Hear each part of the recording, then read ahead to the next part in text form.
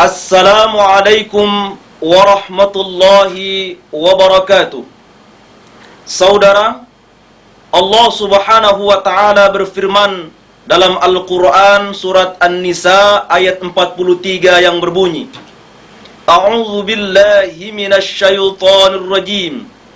Wa in kuntum marda aw ala safarin aw jaa ahadum minkum minal ghaiti aw lamastumun nisaa falam tajidu ma'an fatayammamu sa'idan tayyiba famsahu biwujuhikum wa aydikum innallaha kana afuwan ghafura.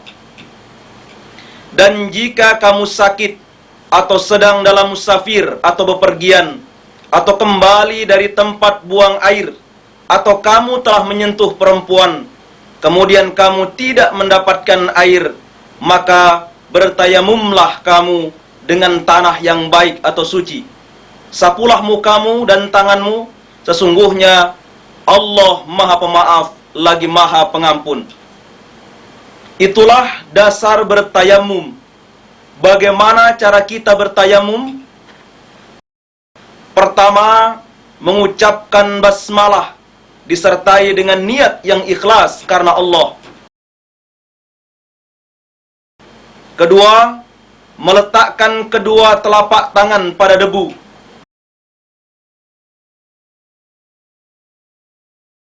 Yang ketiga, meniup debu pada kedua telapak tangan.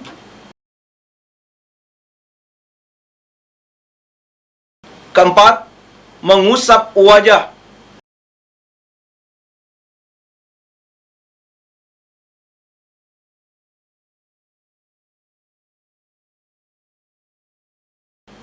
Kelima, mengusap punggung telapak tangan kanan dengan telapak tangan kiri. Mengusap punggung telapak tangan kiri dengan telapak tangan kanan.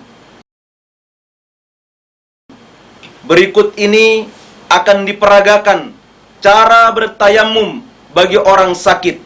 Mari kita perhatikan.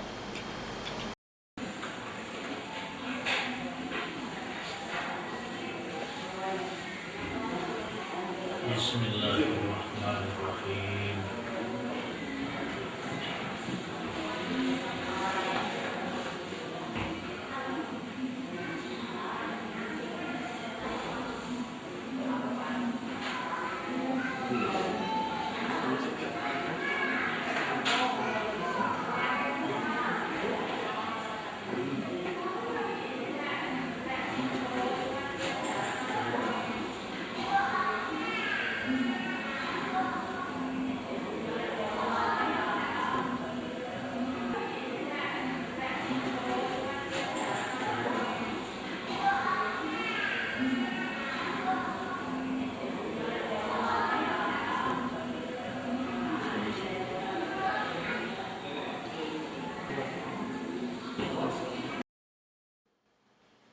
Saudara, demikianlah peragaan bertayamum bagi orang sakit.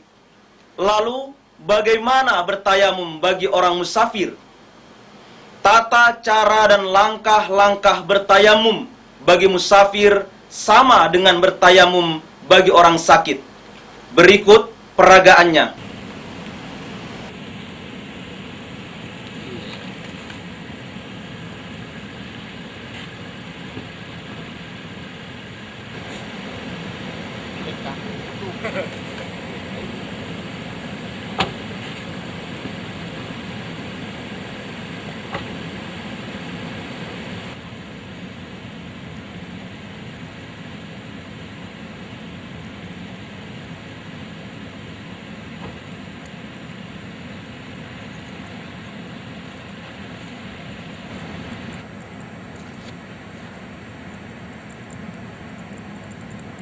Bismillahirrahmanirrahim.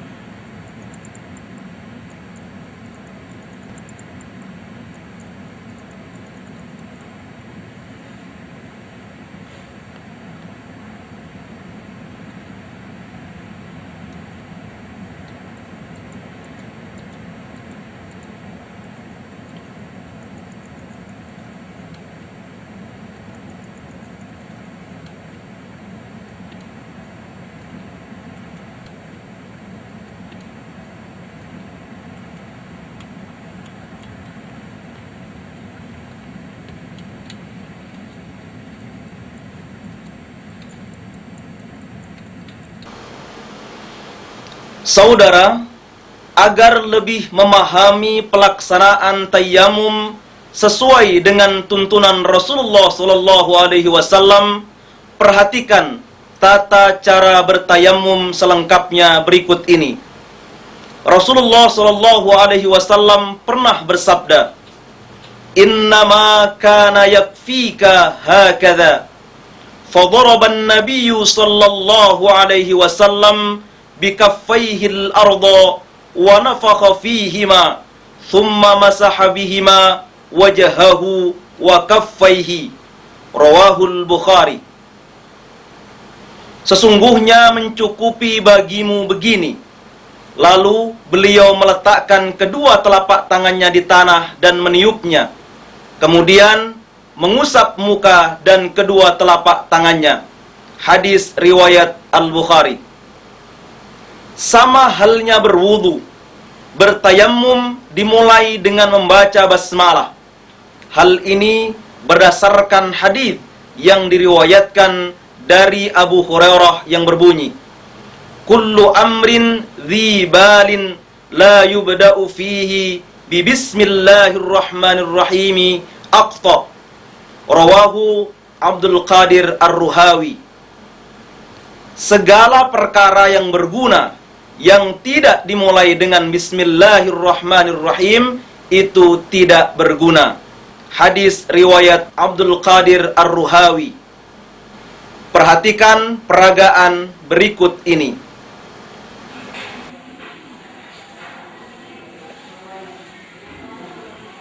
Bismillahirrahmanirrahim. Setelah itu, meletakkan kedua telapak tangan pada debu. Orang yang sakit dapat meletakkan kedua telapak tangannya pada dinding. Orang yang bepergian naik bus atau pesawat terbang dapat meletakkan kedua telapak tangannya pada tempat duduk atau kursi di depannya atau jendela dan sebagainya yang kita yakini ada debu bersihnya.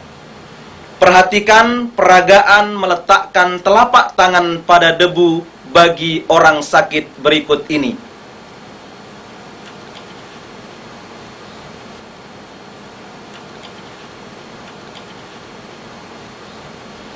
Langkah selanjutnya adalah meniup debu pada kedua telapak tangan. Mari kita perhatikan peragaan berikut ini.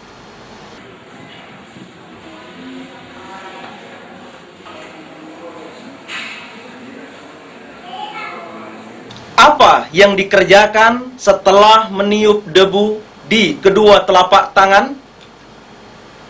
Langkah selanjutnya adalah mengusap wajah. Marilah kita perhatikan peragaan berikut ini.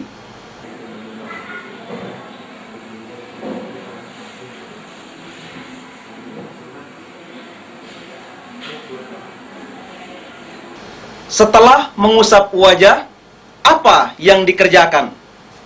Mengusap punggung telapak tangan kanan dengan telapak tangan kiri. Mengusap punggung telapak tangan kiri dengan telapak tangan kanan. Demikianlah tata cara bertayammum. Saudara, selain berwudu dan bertayammum, dalam hal taharah, mandi wajib juga harus kita lakukan sesuai dengan tuntunan Rasulullah sallallahu alaihi wasallam. Nah, apa dasar hukumnya dan bagaimana tata caranya? Dasar hukum mandi wajib adalah firman Allah dalam Al-Quran surat Al-Ma'idah ayat 6 yang berbunyi, "A'udzu billahi minasyaitonir rajim. Wa in kuntum junuban fattahharu." Dan jika kamu junub, maka mandilah. Selain firman Allah tersebut, yang menjadi dasar hukum mandi wajib adalah pertama, hadis yang diriwayatkan dari Ali radhiyallahu an. "Kuntu rajulan madza'an fasa'altu an-nabiyya sallallahu alaihi wasallam faqala fil madiyil wudu'u wa fil maniyil ghuslu. Rawahu Ahmad wa Ibnu Majah wa Tirmidzi. Adalah aku orang yang sering mengeluarkan madhi. Maka aku bertanya kepada Nabi SAW, maka jawabnya, keluar madhi harus wudu, dan keluar mani harus mandi. Hadis riwayat Ahmad, Ibnu Majah, dan At-Tirmidzi. Kedua, hadis yang diriwayatkan dari Ummu Salamah. Ya Rasulullah, innallaha la yastahyi minal haqqi, fahal 'alal mar'atil ghuslu idza ihtalamat? Qala na'am idza ra'atil ma'. Rawahul Bukhari wa Muslim. Hai Rasulullah sallallahu alaihi wasallam, sungguh Allah tidak malu dari barang hak. Adakah wajib mandi bagi wanita kalau mimpi? Beliau sallallahu alaihi wasallam menjawab, ya, kalau melihat air. Hadis riwayat Al-Bukhari dan Muslim. Ketiga, hadis yang diriwayatkan dari Abu Hurairah. Idza jalasa baina syu'abihal arba' thumma jahada faqad wajaba alaihi al-ghuslu. Rawahul Bukhari wa Muslim wa ghairuhuma. Apabila seorang bersetubuh, maka wajiblah mandi. Hadis riwayat Al-Bukhari, Muslim, dan lain-lainnya. Keempat, hadis yang diriwayatkan dari Aisyah. Inna Fatimah binta Hubaishin kanat tustuhadha wa fas'alatin nabiyya sallallahu alaihi wasallam faqala dhalika 'irqun wa laysat bil haydati wa idza adbarat faghtasili fasalli. Rawahul Bukhari. Bahwa Fatimah binti Abu Hubaish berair merah atau istihadah, lalu menanyakan kepada Nabi SAW, maka beliau bersabda, itulah darah penyakit, bukan haid. Kalau kamu berhaid, tinggalkanlah salat, dan kalau kamu sudah selesai, mandilah, lalu salatlah. Hadis riwayat Al-Bukhari. Berdasarkan firman Allah dan hadis tersebut, orang yang wajib mandi adalah orang yang pertama, melakukan hubungan suami istri. Yang kedua, mengeluarkan mani karena bermimpi. Dan ketiga, setelah mengalami haid atau nifas. Nah, bagaimana tata cara mandi wajib? Sesuai dengan hadis yang diriwayatkan dari Aisyah. Kana idza ightasala minal janabati yabda'u fayaghsilu yadayhi thumma yafrighu biyaminihi ala shimalihi fayaghsilu farjahu thumma yatawadda'u wudu'ahu lis-salati thumma ya'khudhu al-ma'a wa yudkhilu asabi'ahu fi usuli asy-sya'ri hatta idza ra'a an qad istabra'a hafana 'ala ra'sihi 3 hafanatin thumma afadha 'ala sa'iri jasadihi thumma ghasala rijlaihi. Rawahu Muslim. Bahwa Nabi SAW itu kalau mandi karena junub, beliau mulai membasuh kedua tangannya, kemudian menuangkan dengan tangan kanannya pada tangan kirinya, lalu mencuci kemaluannya, lalu berwudu sebagaimana wudu untuk salat, kemudian mengambil air dan memasukkan jari-jarinya di pangkal rambutnya, sehingga apabila beliau merasa bahwa sudah merata, beliau siramkan air untuk kepalanya 3 tuangan, lalu meratakan seluruh badannya, kemudian membasuh kedua kakinya. Hadis riwayat Muslim. Berdasarkan hadis tersebut, tata cara mandi wajib adalah sebagai berikut. Pertama, mulailah dengan membasuh atau mencuci kedua tangan dengan niat yang ikhlas karena Allah. Kedua, lalu cucilah kemaluan.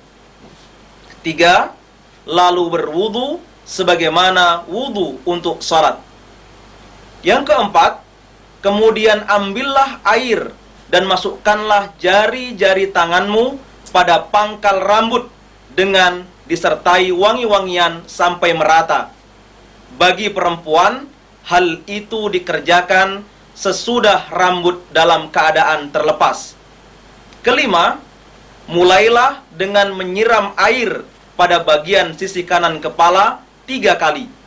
Kemudian pada sisi kiri demikian pula. Setelah itu, siramlah seluruh tubuh dan digosok. Keenam, kemudian basuhlah kedua kakimu dengan mendahulukan yang kanan atas yang kiri. Jangan lupa, kita tidak boleh berlebih-lebihan dalam menggunakan air. Mari kita senantiasa ittiba pada Rasulullah sallallahu alaihi wasallam. Assalamualaikum warahmatullahi wabarakatuh.